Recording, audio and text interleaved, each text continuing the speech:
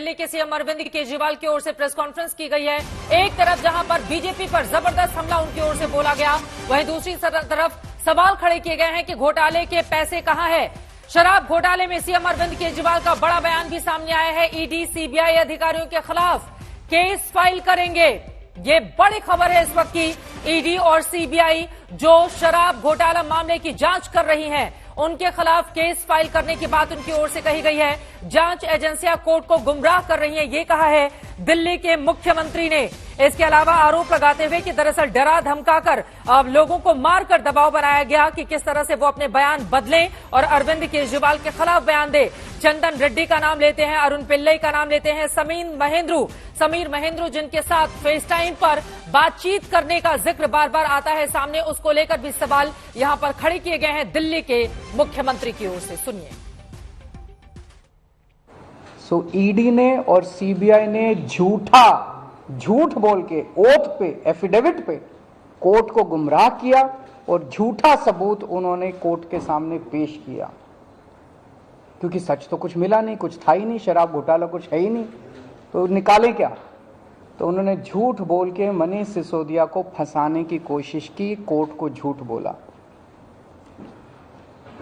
अब ये रोज किसी ना किसी को पकड़ लेते हैं, किसी ने इसको गिरफ्तार कर लिया, उसको गिरफ्तार कर लिया, ये कर लिया। एक कोई चंदन रे और उनको टॉर्चर कर करके, धमकियां दे दे के, मेंटली टॉर्चर करके, फिजिकली टॉर्चर करके, 3rd डिग्री करके उनसे केजरीवाल का नाम ले लो, मनीष सिसोदिया का नाम ले लो, इनको फंसाओ, उनको किया जा रहा है।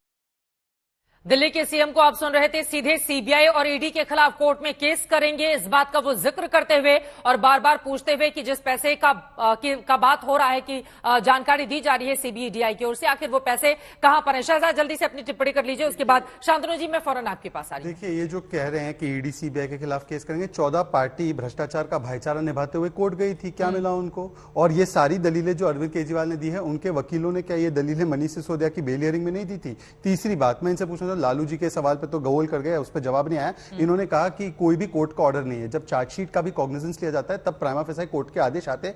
चित्रा जी, आप कई सालों से आप पत्रकारिता में हैं, ये पहला 2019 का ऑर्डर है, सत्येंद्र जैन हवालाबाज है, पैरा 30 में है। ये लोअर कोर्ट ने जब पहली बार कॉग्निजेंस लिया था ईडी चार्जशीट का, सत्येंद्र जैन के खिलाफ कोर्ट का ऑर्डर है।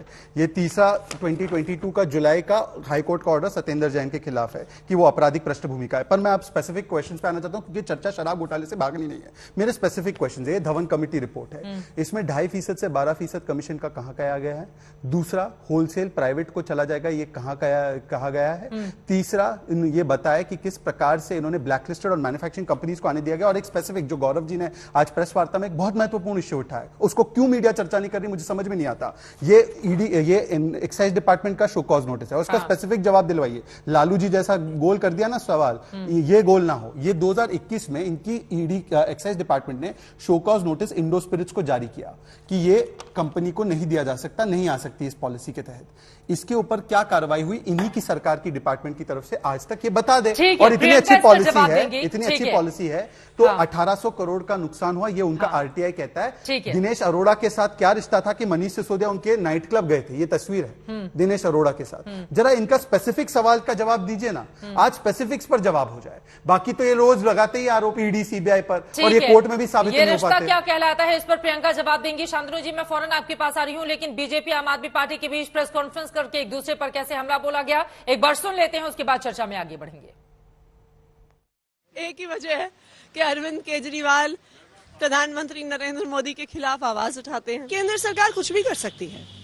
केंद्र सरकार आम आदमी पार्टी को, अरविंद केजरीवाल को डरा सकती है, धमका सकती है, बुला सकती है, गिरफ्तार कर सकती है, कुछ भी कर सकती है, क्योंकि उनका एक मकसद है कि किसी तरीके से आम आदमी पार्टी को खत्म किया जाए, अरविंद केजरीवाल को खत्म किया जाए। अरविंद केजरीवाल जी, ये बताइए, दिल्ली के मुख्यमंत्री आप, जिस मीटिंग में ये शराब घोटाला पूरी तरह से रचित होता है, उसकी अध्यक्षता आप कर रहे हैं, आप पे गाज क्यों नहीं गिरनी चाहिए? और इसीलिए कहूंगा, जैसे जैसे जुड़ रही है कड़ी, अरविंद केजरीवाल पास आ रही है हथकड़ी और डर लग रहा है आपको।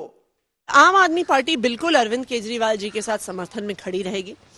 आज के दिन आम आदमी पार्टी के न सिर्फ कार्यकर्ता बल्कि दिल्ली के लोग, पूरे देश के लोग बिल्कुल सदमे में हैं, शॉक में हैं कि अरविंद केजरीवाल जैसे कट्टर ईमानदार आदमी को आज सीबीआई डराने की कोशिश कर रही है, धमकाने की कोशिश कर रही है।